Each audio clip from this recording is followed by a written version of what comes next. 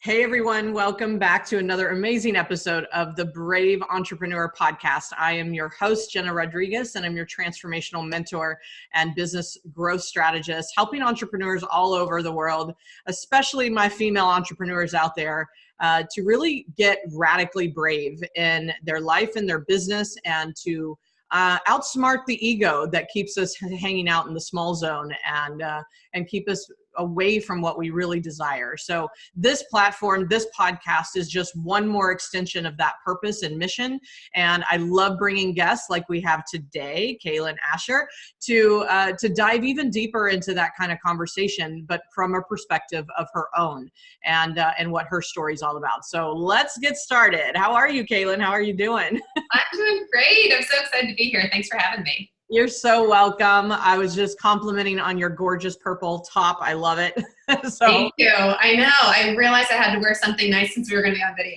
I know. Video time, right? And for those listening on iTunes, you got to jump over and see the video.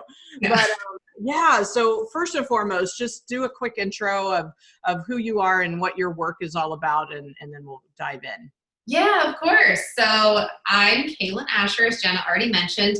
And I'm a business coach for women entrepreneurs who want to scale their impact and income while honoring their time. So most of my ladies find me because I have a 3-day work week and they think it's some magical unicorn of a schedule, and they're just desperate to know how they can create something similar. I work with a lot of moms, a lot of women who maybe were in the corporate sphere before and realizing that it's just taking up too much of their time and energy, and they're wanting a new way to success, and are looking to align with someone who shares their values of lifestyle, family, and time first, while building a really successful business. I love that. And you're a mom as well, yes? I am. I've got 2 little girls. Okay, great. Yeah. How old are they? My older girl is 5 and my little one's 2.5. Oh, wow. Okay. Yes. You're in the early stages. I have 2 older girls, so older children, 14 and 22. So, but I've been there and I'm still there. I'm just at a different stage, right? That teenage stage where now I'm the chauffeur. So they may not be running around the house, but they are running around, and that becomes the next challenge. But accommodating their drive schedule. But no, I wanted to just anchor that because we are moms and we are entrepreneurs and we're successful at what we do, but we also don't have to kill ourselves trying to keep up with all of it. You know, there is a way. It's not a unicorn. There is a way. And you bring such a very efficient, structured, yet flexible way of like making it your own. And I think that's really awesome and powerful for people to get. Because it's like, we don't know what we don't know, right? And so yes. If we've only been conditioned that we have to work really hard and we have to work 9 to 5, or more, 5 days a week, and still have a family and still cook dinner. And, it's like, oh my gosh, how can there possibly be any other way? Right. So it's amazing that you have kind of figured that out for yourself and for others. So I'd love to know your journey. Has it always been 3 days a week? Have you always been in business? Like, what's your story? Yeah. So I've always been an entrepreneur, even since I was little. I think my first venture, I was probably like 4, and I painted seashells and then sold them door to door. Love it. And then when I was in high school, I put together like a party service company where my friend and I would go in and we'd be the servers at people's holiday parties and birthday parties. And we were making like $25 an hour doing this, helping caterers and stuff when everyone else is making $8 an hour doing jobs they hated. So it's always been in my blood. In terms of getting more in alignment with what I'm doing now, I entered into the entrepreneurial space right out of college. I never had a traditional job. And it's taken a long time, though, to figure out exactly where I fit. Yeah. I realize now, looking back, there was this thread, for the last 11 years or so, right, that I was always trying to help women live beautiful lives. And that led me to initially interior design, designing a beautiful home so they could live beautifully. It took me to yoga, kind of getting to the internal landscape and helping them live a beautiful life in that way. And then it morphed into coaching and helping them create a meaningful life and business. And so that's the space I've been in for the last 5 years, ever since my first daughter arrived. And that's also when my 3-day work week began. And so it was sort of this perfect storm of, I'd been about 7 years in my entrepreneurial journey, a lot of lessons learned the hard way. I've done a lot of coaching and programs and had some successes and some failures. And then my daughter was born and I realized, I've got to shift something. I can't be working all the hours trying to figure things out all the time. And I tweaked my business model from trying to do like a course-based, programs-based business to one-on-one coaching.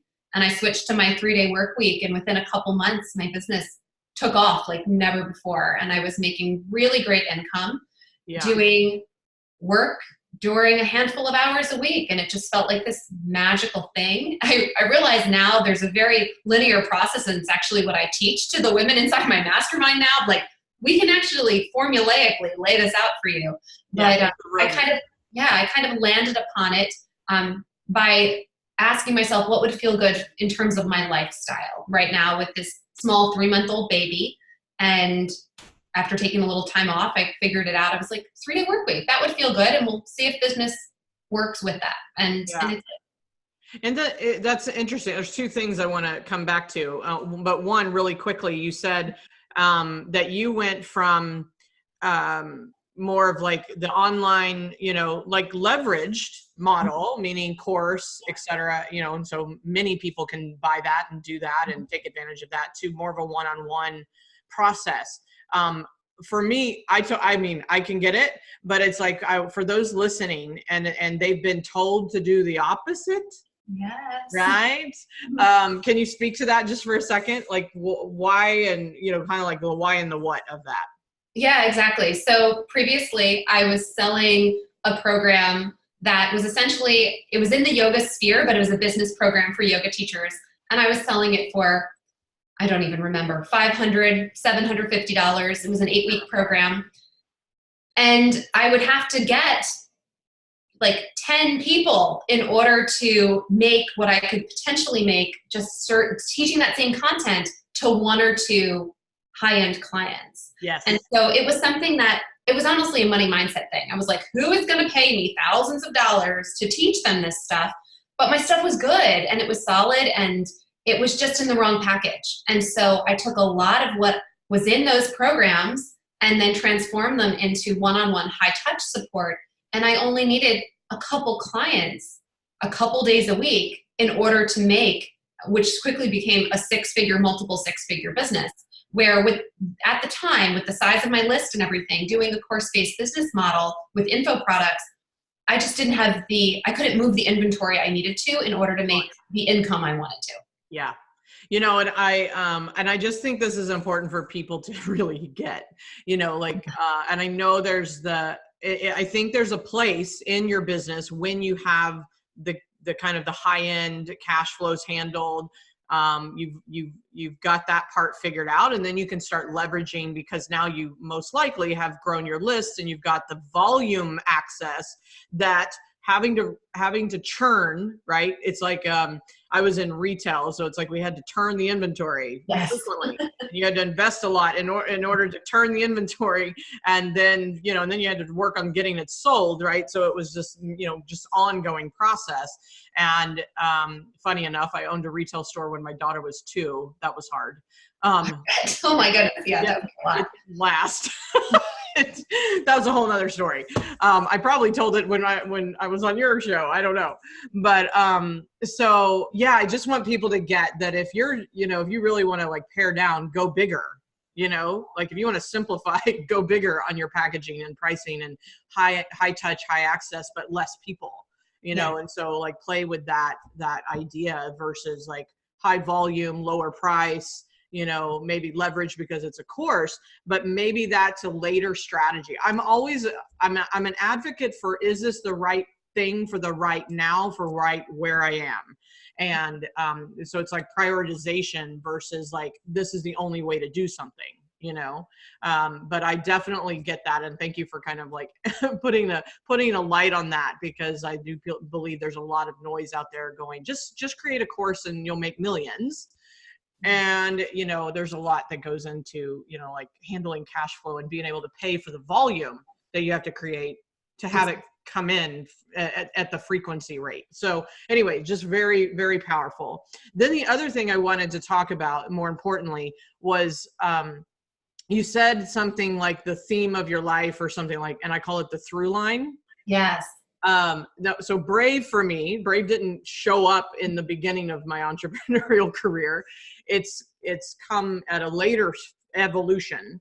And I think that is something for people to get, is that if you can find what your through line is, until, it's like, we are here at this given moment. What's your through line at this moment? And mine has always been transformation.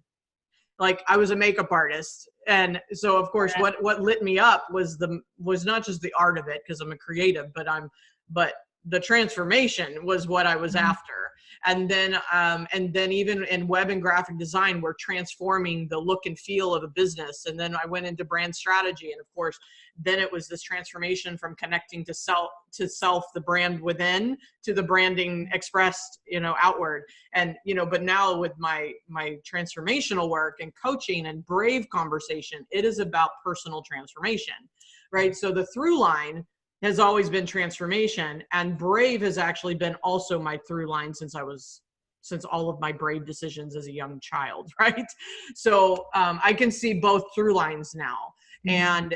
And yet I think people get stuck, and you tell me if you agree or disagree, but it's like they seem to get stuck in, like they have to find the one thing that makes sense for them. And it's like, but I think our vehicles change. Like, notice how many vehicles that you had, from interior design to, to whatever, I forgot what you just said was the next thing. Yoga. Yoga.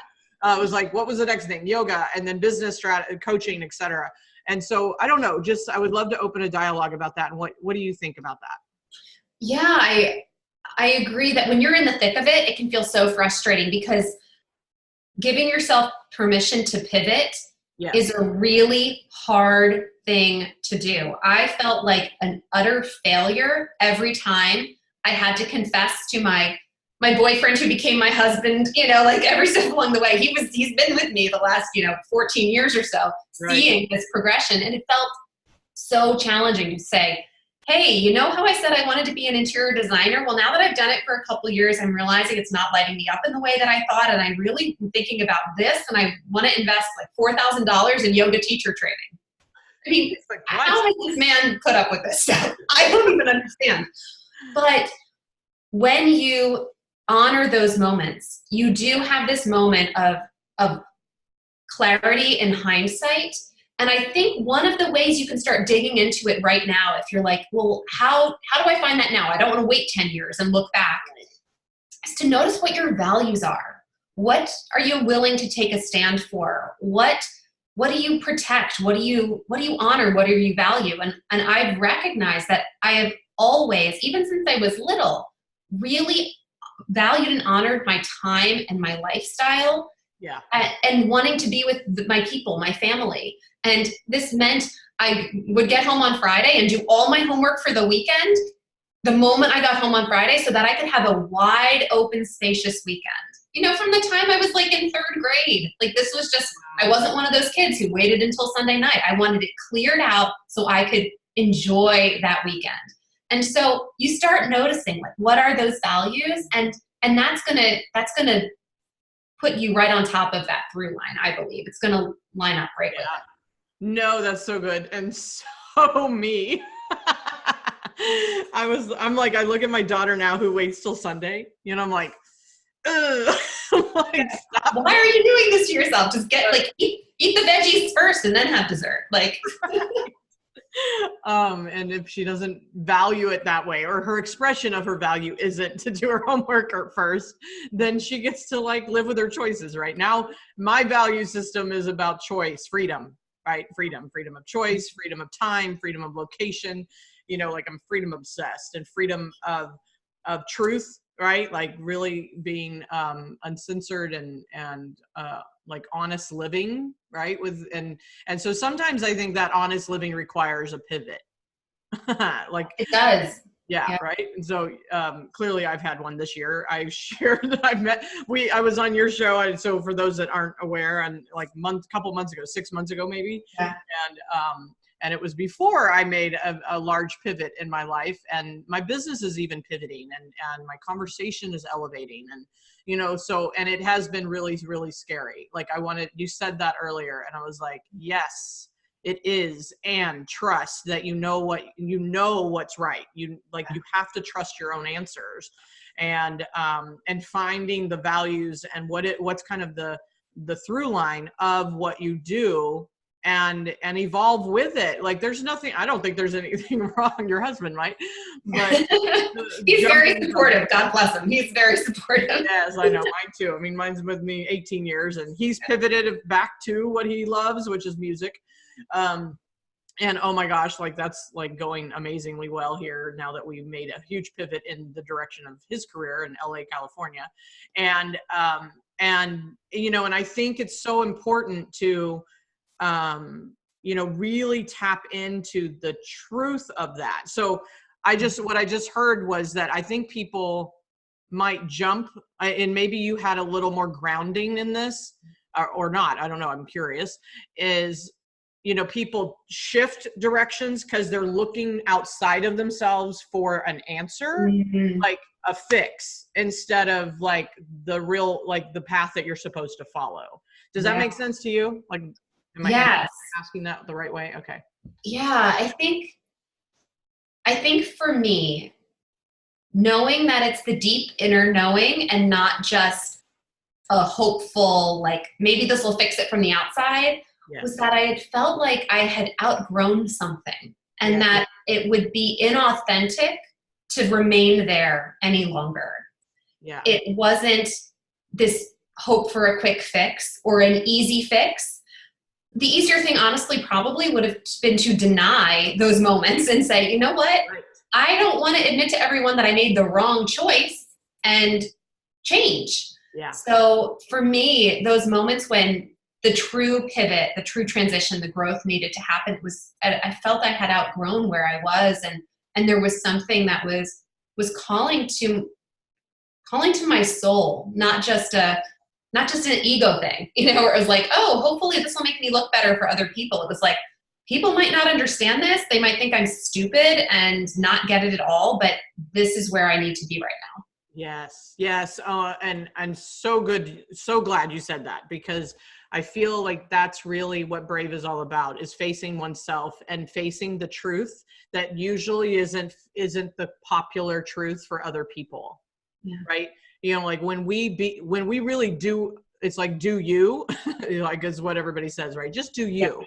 And then it's kind of like, well, how do you do that? And what does that mean? And what does that look like? And I believe that's what this is that it's about being so clear and grounded in what you want and what your heart is calling you to do.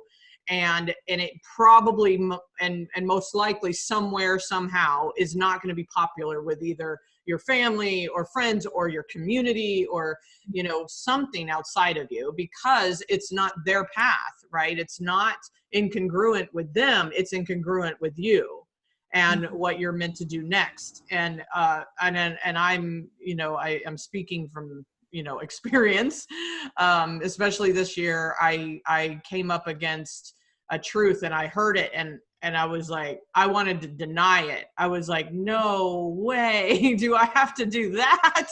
And it was really heart-wrenching, actually. And it took a lot of brave, and it was to basically de-partner a partnership that I had said yes to in a business, as another business. And it wasn't that I didn't honor, like, it's not the business and it's not the people, and it wasn't anything out there. It had nothing to do with that. And it was about a true knowing that it wasn't right for me anymore. And it was like, wow. And of course it didn't land really well on the ears of the people I had to communicate it to, but I've had to just stay my ground and like, and let them feel what they're going to feel. And, and honor them for that. And, you know, at the same time, just stay true to myself. And I think that's what you're saying. Like, that's the hardest part, is to identify, is my ego trying to fix something? Like, where's the money, right? That's one thing to look for. Like, are you just switching gears because you're still trying to figure out where the money is? Or is it a heart call, right? Is it something that it's like, this just isn't right for me anymore, and I'm called to do this and serve people in this way? Well, then pivot, right? Go do that, and recognize that you're probably going to have some hard conversations and do it anyway. So love that you're bringing that forward in this conversation. And so what has been, so now that you're doing the 3-day work week and balancing life and husband, children, business, etc., what has been some of the bravest things you've had to face in recent? Now, you know, you pivoted, you switched the gears. What's either the bravest thing recently or something you're like kind of up to? Yeah. So I would say one of the most challenging things initially to get this rolling and really working was asking for help and support. Yeah. That's not an easy thing for me to do. I don't think it's an easy thing for most women to do, especially people who are wired to be like that straight A student.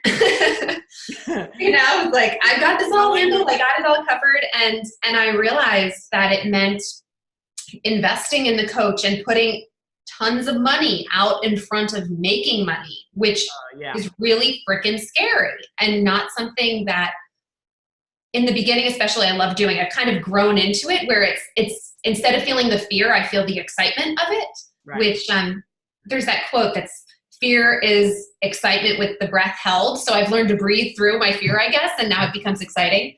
So yeah, investing in the high-end coaches, hiring a VA when I was not making a ton of money yet, investing in exploring Facebook ads, having Facebook ads fail and losing tons of money on them, you know, just putting, and a lot of this I know is tied to money, but when you're in business, I hear so many women say, oh, I'll invest when I make a certain amount of money. And it's like, you'll get there so much faster and easier if you invest on the upfront and let the strategy and the coaching carry you to that money, that success faster and easier. Like, learn from what I've done, learn from my mistakes. Yeah. And so that took me a long time. You know, for 7 years, I was kind of solopreneuring it, trying to figure it out. And then finally, like, as my daughter was born, I'm switching my 3-day work week. I was like, if I keep doing what I've always done, I'm going to keep getting the same results I've always had, which is working a lot of hours and not making a ton of money. And so it felt scary to say, okay, I need help here. I need help here. I'm going to hire a house cleaner. I was going to say personal help. You know, personal help. I'm going to hire a house cleaner. We're going to start paying people to do some of the stuff for our home and property that we don't want to spend our time and energy doing, because I know my time is valuable and precious, and I need to embody that if I'm going to be teaching that.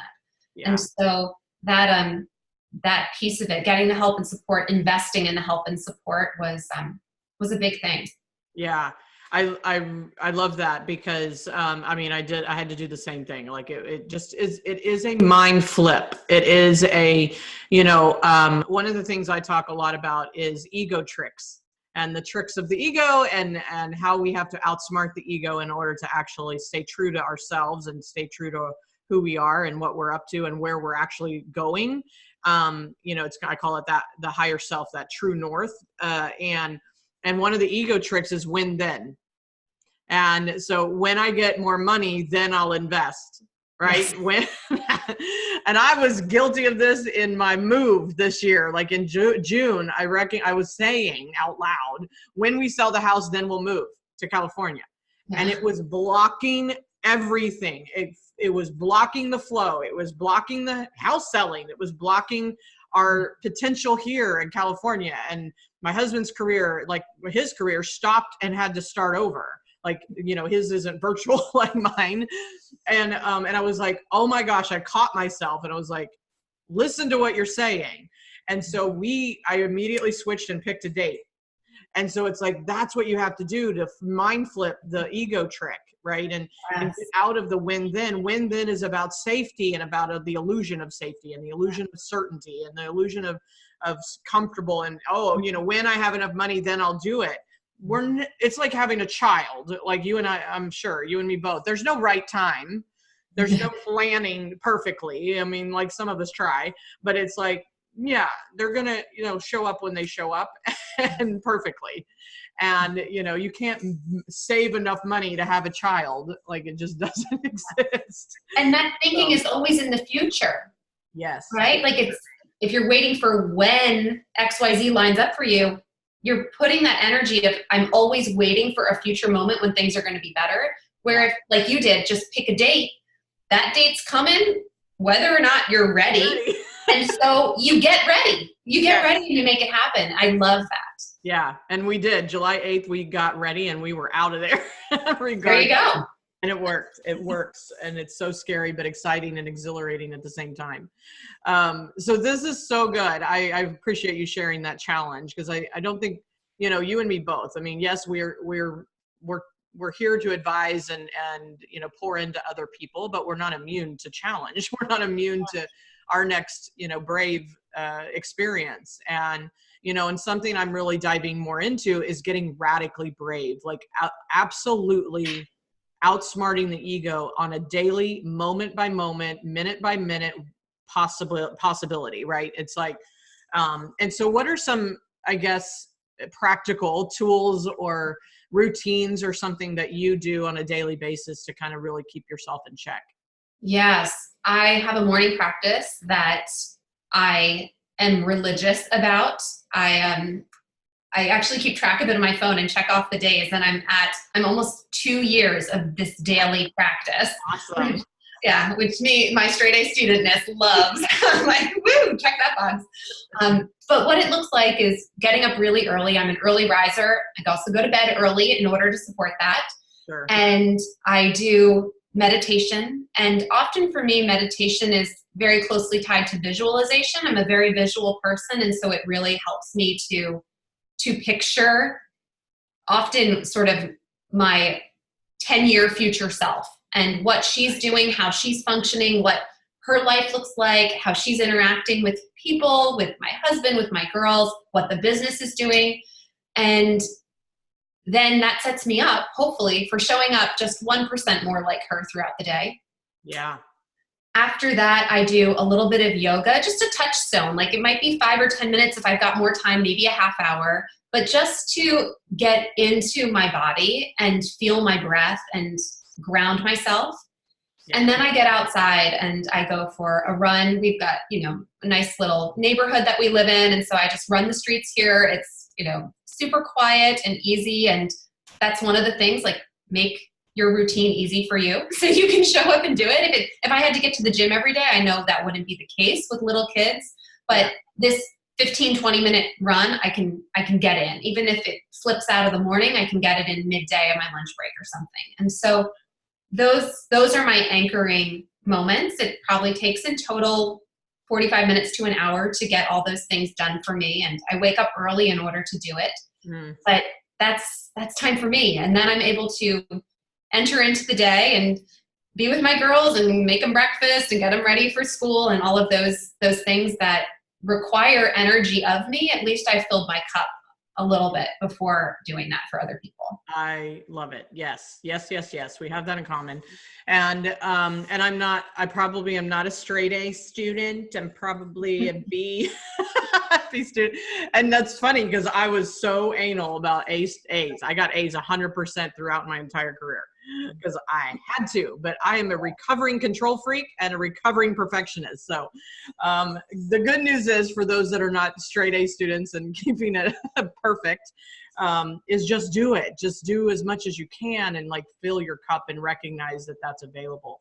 And I love that, many people on my show here allude to that routine, that meditation, that stillness, that quietness, that ability to visualize and and that is the only way for me that I have found to be able to really outsmart the ego for the day, right? Yeah. Like on a daily routine, That's what I'm saying is like, if you want to wake up with the ego, go look at your phone.